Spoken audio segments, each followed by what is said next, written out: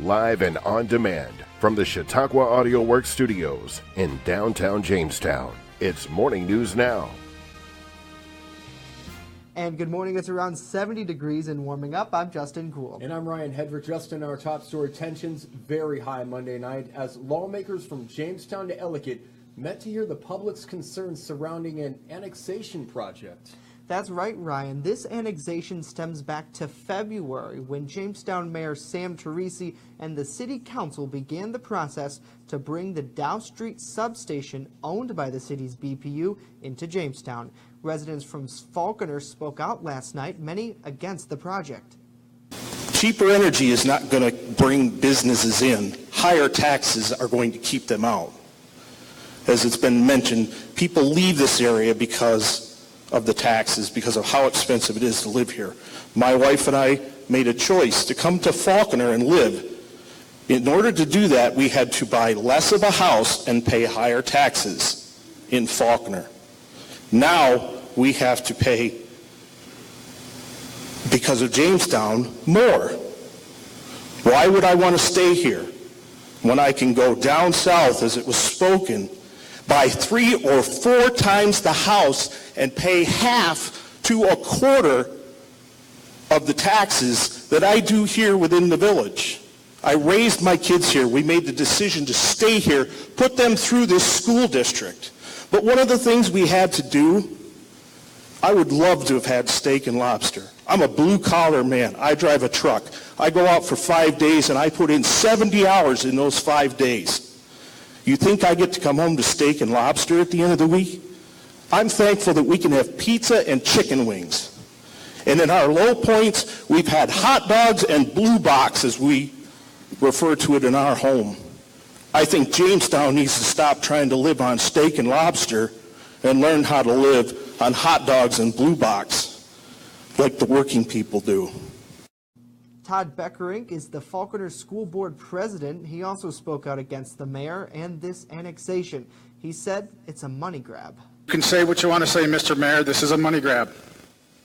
This is strictly a money grab. I won't bore you again on this. And I can honestly say to Ms. Bennett, is that your name? I came in late. I have to apologize. I came in late. I and the rest of my board members and our administrators have had to make several difficult budget decisions over the years. We've had to make them. We've had to cut staff through attrition. I know the town of Ellicott has to do the same thing. The village of Falconer has to do the same thing. It's time the city of Jamestown does the same thing and make those tough budget decisions. Now, Mayor Sam Teresi says that moving this annexation forward is good for both Ellicott, Falconer, and Jamestown residents. By bringing it back into the city, it will relieve it of the taxes, and the bulk of the savings will go back to the ratepayers of the Board of Public Utilities in the form of better cash flow for the electric operation and a better bottom line to reinvest back into capital projects and take pressure off of the mounting costs and hopefully slow down rate increases in the future. And if all 3 bodies are in agreement that it is or it isn't, the case is solved. If any of the bodies are not in agreement, then it goes directly to the state's appellate division, the 4th Department in Rochester, to make a determination on the annexation petition, and that's where the final decision is made. So what's next for the project? Well, the 3 boards have to make a unanimous decision to either pass the proposal or knock it down. If they can't come to terms, then the decision will head to Rochester, where an appellate court will decide. That court is expected to take tonight's forum into account if the decision does make it to Rochester. And yet another angle, Justin, to the session is that the threat of less public safety is constantly being thrown in the faces of taxpayers. More on that next, but first, here's your Skyline weather forecast. I'm Storm Hartman filling in for Dakota. Here's your Skyline weather forecast for today, Tuesday. It's going to be 85 degrees with partly cloudy skies. Some good boating weather out there, but it's going to be hot, hot, hot. And for tonight, it's going to be 62 degrees, still some clouds out there, but still generally a clear night with winds southwest at 5 to 7 miles per hour. I'm Storm Hartman with your Skyline weather forecast. Morning News Now continues right after the break. I'm Storm EagleZip.com is your local one-stop shop for all of your home and business computer needs. Located on Fluvan Avenue Extension, just outside of Jamestown, EagleZip.com sells and services all brands of desktops and laptops, as well as servers and network equipment for your business. All new computer sales include transferring your data from your old computer plus a 2-year warranty. Call EagleZip.com today. Stop by EagleZip.com today and let us make computers easy for you.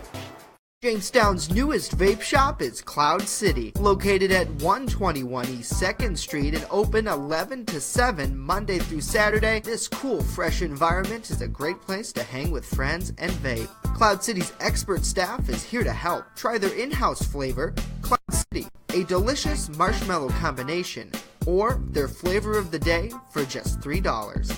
Whether you're a first-time vapor or an expert puffer, visit Cloud City today.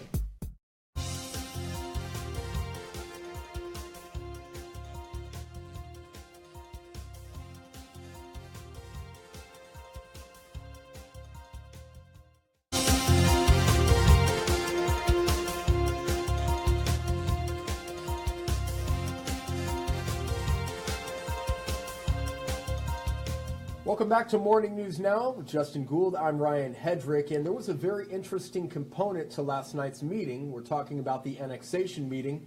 It was Pat McLaughlin, who we've had a run-in with before. He's the town supervisor in Ellicott. Now, last time we talked to him, he was talking about one less drug task force member with the Jamestown Police Department. Well, again, he made some controversial comments, and they piqued our interest. First, for background, here's the comment. The town of Ellicott, since 2012, as stated, responded to 702 backup calls into the city. Let me make that a little bit clearer. That's once every 3 days. Most of them are in the evening. No, wait a minute. Yeah, no. Most of them are in the evening. The town of Ellicott, yes, we are small. In the evening, we will have 2 cars covering the town of Ellicott. Many cases, both of those cars respond to the city, leaving us short. Now, as town supervisor, maybe I need to look at our policy of responding to backup calls. Thank you. And of course, Justin and I walked up to the podium after the public meeting, and we wanted to hear from Pat McLaughlin himself. We asked him exactly what he meant by the threat of less public safety and the threat of less mutual aid, if any, to the city of Jamestown. It would actually be a last resort. I don't want to hurt the city of Jamestown. I mean, obviously, that's the decision they made. No, I would be hard-pressed to try to tell my police chief. I don't tell my police chief how to run his department.